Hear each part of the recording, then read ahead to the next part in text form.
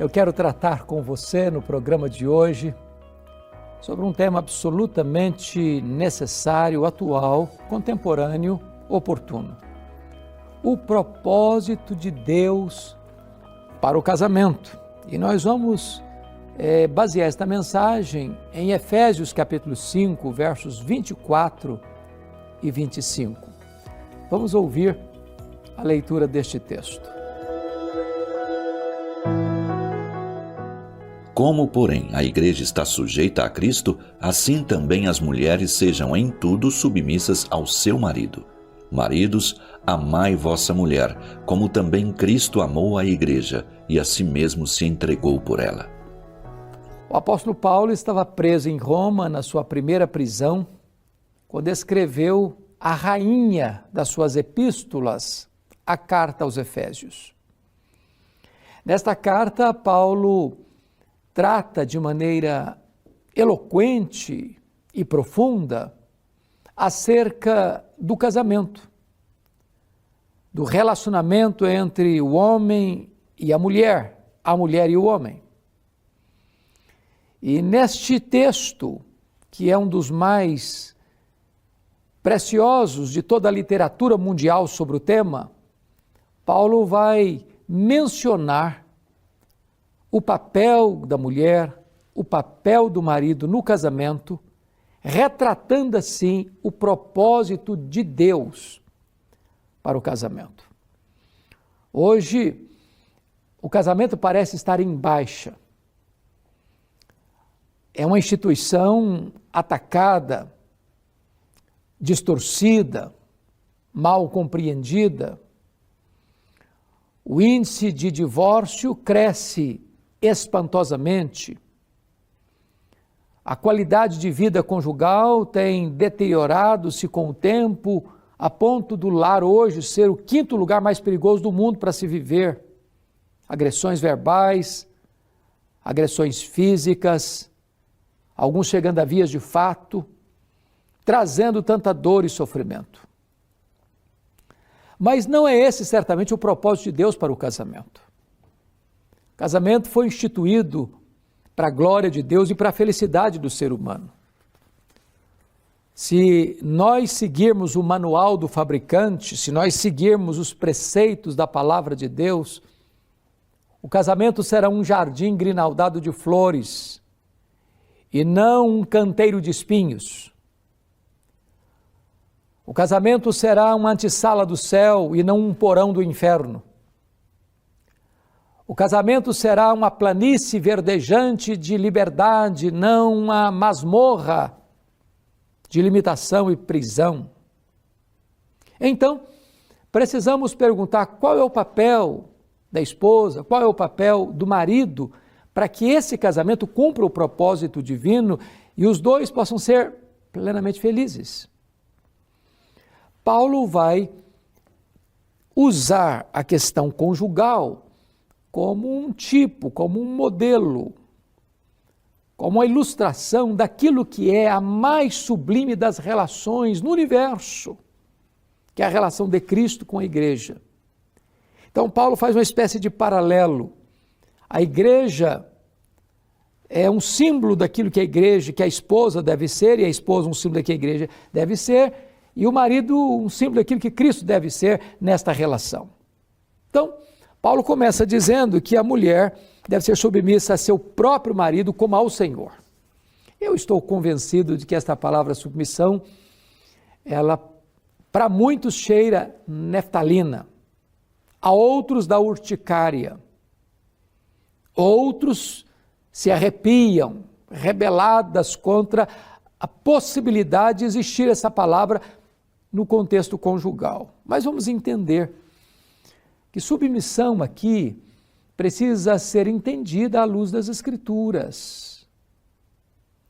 Por exemplo, Paulo não está ensinando aqui submissão de gênero. Ele não está dizendo que o sexo feminino precisa sujeitar-se ao sexo masculino. Absolutamente não. Paulo não está ensinando que a mulher deve ser sujeita a qualquer homem, não. Ao seu próprio marido. Não é questão de gênero. por uma questão de funcionalidade.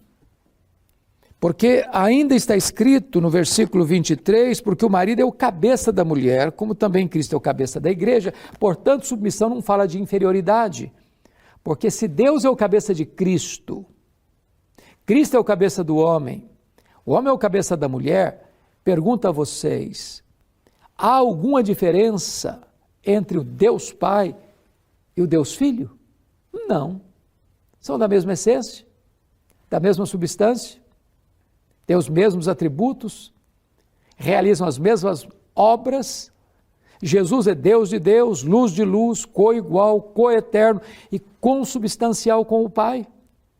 Mas dentro da economia da Trindade, o Pai é o cabeça de Cristo, Cristo é o cabeça do homem, o homem é o cabeça da mulher. Conquanto cabeça, Jesus não foi um tirano, mas ele deu a sua vida pela igreja, ele serviu a igreja. A liderança do marido é uma liderança de serviço, sensível, amorosa, meiga, carinhosa. O modelo do marido é Cristo, e a liderança que ele exerce-a olhando para Cristo como seu paradigma. Alguém já disse, com razão, que nenhuma mulher tem dificuldade de ser submissa a um homem que a ama como Cristo amou a igreja. Pegando novamente o paralelo, quanto mais uma igreja honra a Cristo e quanto mais ela se sujeita a Cristo, mais livre, mais feliz, mais segura ela se sente. Porque este é o propósito de Deus. Mas aí você pode perguntar, e qual é o papel desse marido dentro deste propósito divino para o casamento?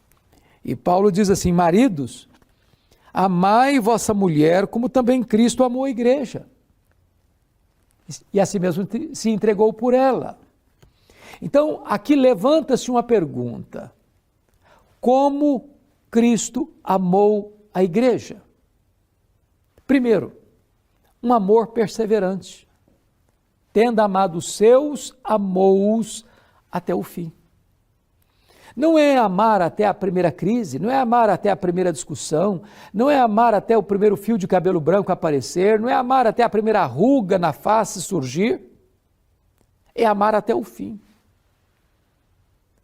Não é amar apenas por causa das virtudes, mas amar também apesar dos defeitos.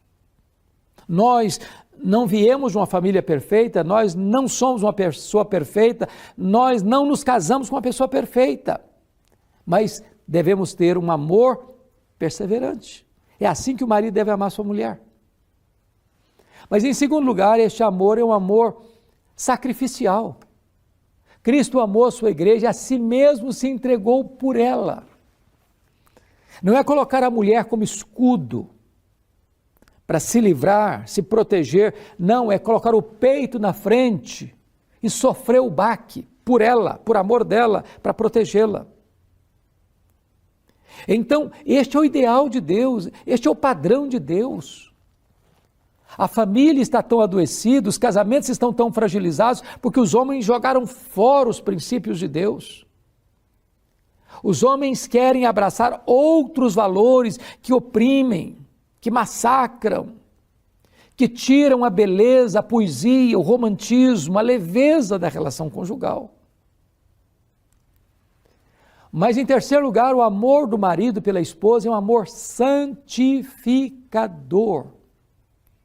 Uma mulher bem amada, ela é protegida.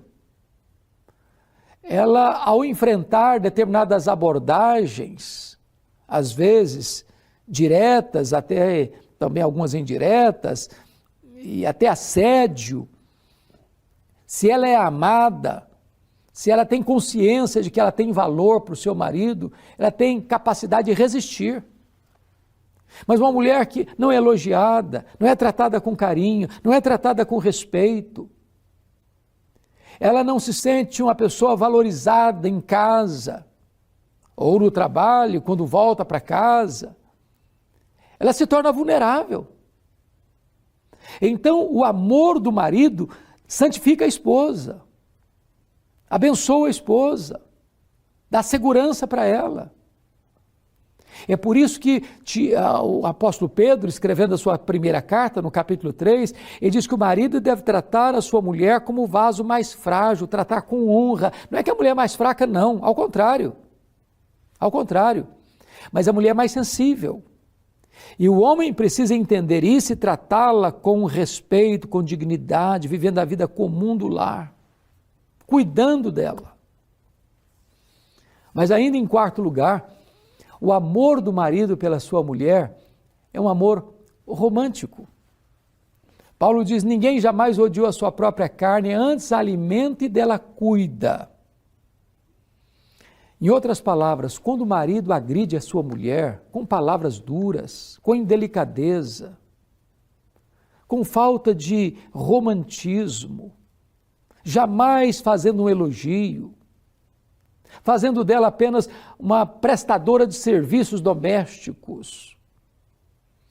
Esta mulher, certamente, não vai ter a sua vida emocional saudável. Quando ele agride a sua mulher, está agredindo a si mesmo, porque os dois se tornam uma só carne. Agora, quando o texto diz, ninguém jamais odiou a sua própria carne, antes a alimenta e dela cuida, a palavra cuida aí, na língua grega, só aparece mais outra vez no Novo Testamento, lá em 1 Tessalonicenses 2,7. E a palavra que aparece lá é a palavra acariciar.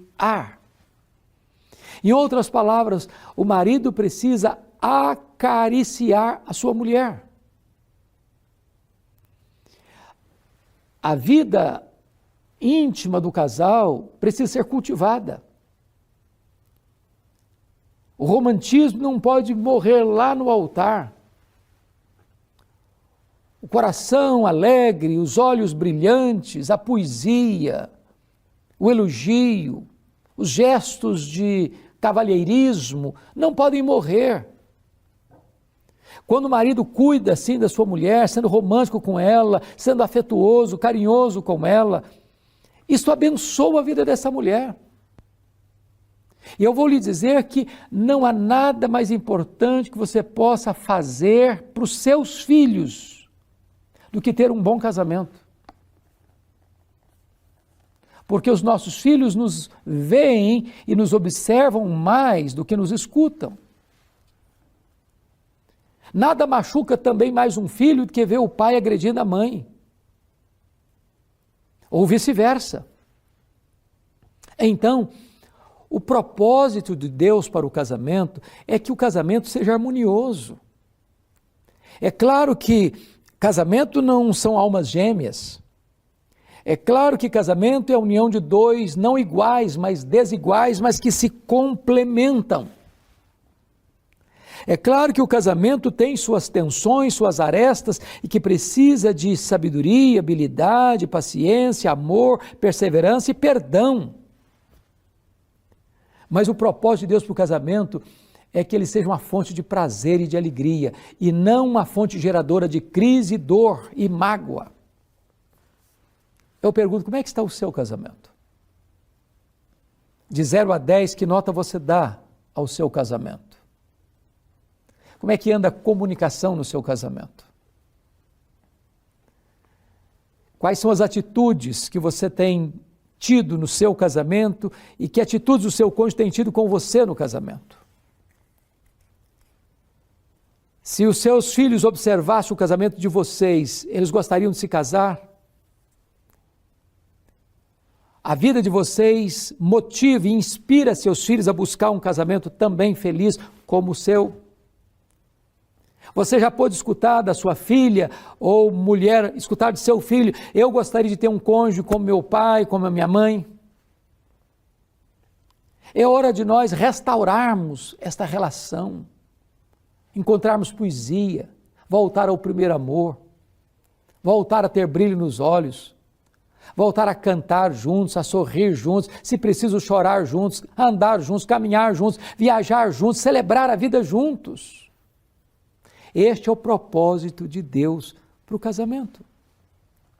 Talvez você já está pensando em desistir, quem sabe você diz, não, eu já estou com o divórcio já costurado, é só assinar. Quem sabe você possa voltar e investir no seu casamento para que ele seja restaurado, recuperado e você possa desfrutar nos dias por vir o que você não desfrutou até hoje.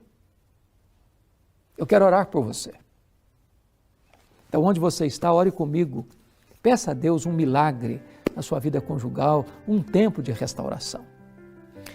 Deus, eu quero te dar graças pela tua palavra. E eu quero te pedir, Deus, que tu apliques esta palavra ao coração daqueles que estão nos assistindo neste momento. Que tu faças maravilhas, milagres maravilhosos na vida das pessoas que estão nos assistindo, especialmente na vida conjugal. Assim oramos, em nome de Jesus. Amém.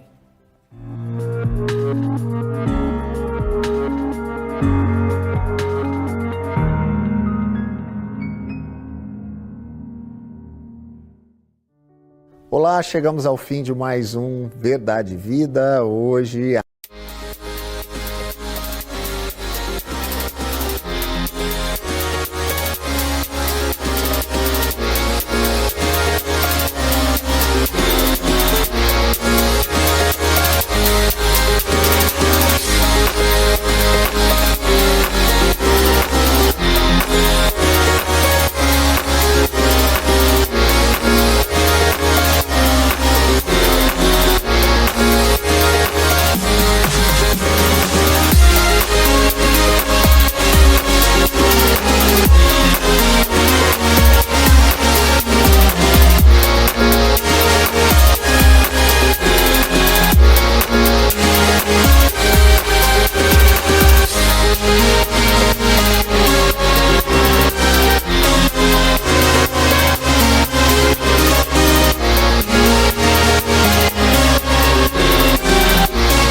nossa temática, o propósito de Deus para o casamento. Espero que você tenha sido tremendamente abençoado, abençoada por essa mensagem, pela conversa que nós tivemos aqui, que de fato você possa ter tido as suas dúvidas esclarecidas para que você possa experimentar no ambiente do seu casamento, da sua família, aquilo que Deus de fato preparou para você. Eu queria aproveitar também esse tempo final para agradecer a todos aqueles que têm sido os nossos parceiros em missão, que têm nos ajudado para que esse programa vá ao ar todas as semanas, assim abençoando a vida daqueles que têm podido conhecer mais a respeito de Cristo, abençoar famílias, trazer uma nova perspectiva a respeito de tudo que acontece agora por meio do Evangelho. E se você quer conhecer um pouquinho mais da Igreja Presbiteriana do Brasil, um pouquinho mais sobre o nosso programa, como você também pode participar e ajudar, entre em contato conosco por meio do nosso WhatsApp, o código de área é o 11 947 18 94 50. E sabe o que vai acontecer? Você vai receber aí na sua casa esse presente.